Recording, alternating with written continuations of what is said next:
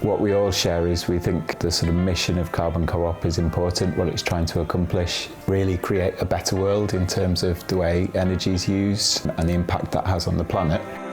If you're just thinking about making a difference in the kind of climate emergency that we're facing and want to do something that feels like you're making a difference, definitely think about joining the board.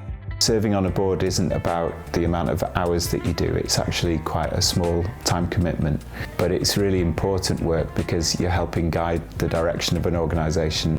We help with the sort of strategic direction. We provide a sounding board for the staff so that if there are new ideas and also help generate ideas. You're actually there to help to steer them in the right direction and also to challenge. I think I've actually opened up quite a few bits of debate. You have to keep in mind the purpose of the organisation when the staff might be sort of down in the weeds focusing on whichever project or short-term deadline that they've got on their minds. At the end of the day, it's this amazing crew of staff who do the work, and we are there to provide support and make sure that the work carries on. Often the people who are talking from the staff group know a lot more about the projects that are being done and probably have some quite specific expertise in the different areas. They can be technicians, they can be community engagement people, but they're usually quite expert in whatever they're doing. Board members aren't expected to be experts in particular areas, although they're often enthusiastic about them. They're more meant to help guide decision making, maybe identify where some risk is coming up that hasn't been spotted by the staff or is maybe being undermanaged and needs to have more attention paid to it. Give some introspection to exactly what they're doing and what they're trying to achieve and how that then is likely to be perceived by the membership.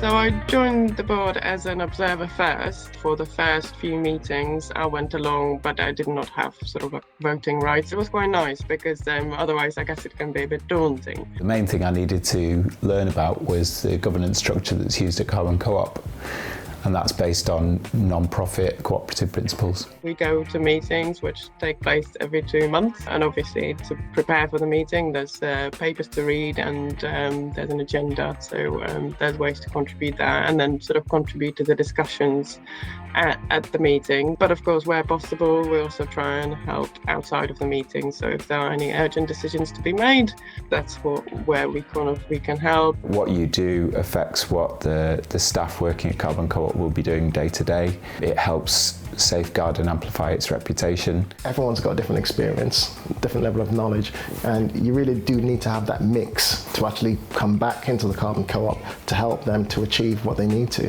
It's a good way to contribute, meet new people and be inspired. It's been really rewarding, and for the amount of time put in, had a really big impact on my life.